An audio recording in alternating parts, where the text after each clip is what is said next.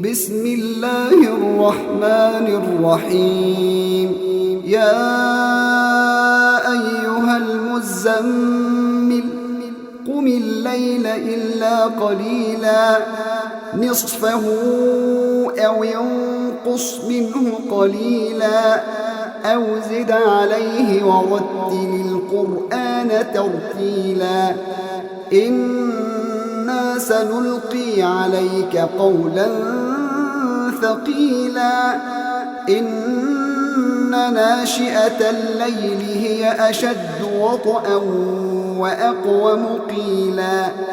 إن لك في النهار سبحا طويلا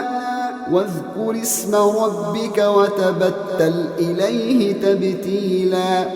رب المشرق والمغرب لا إله إلا هو فاتخذه وكيلا واصبر على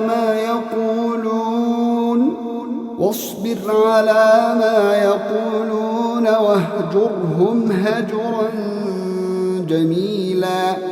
وذرني والمكذبين أولي النعمة ومهلهم قليلا إن لدينا أنكالا وجحيما وطعاما ذا غصة وعذابا أليما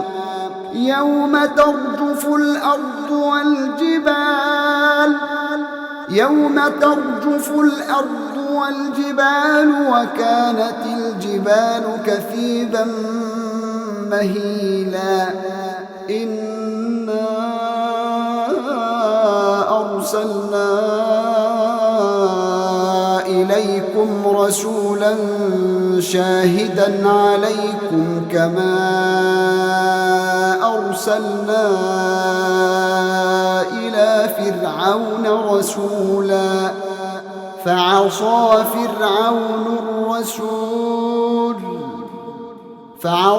فرعون الرسول فأخذناه أخذا وبيلا فكيف تتقون إن كفرتم يوما يجعل الولدان شيبا السماء منفطر به كان وعده مفعولا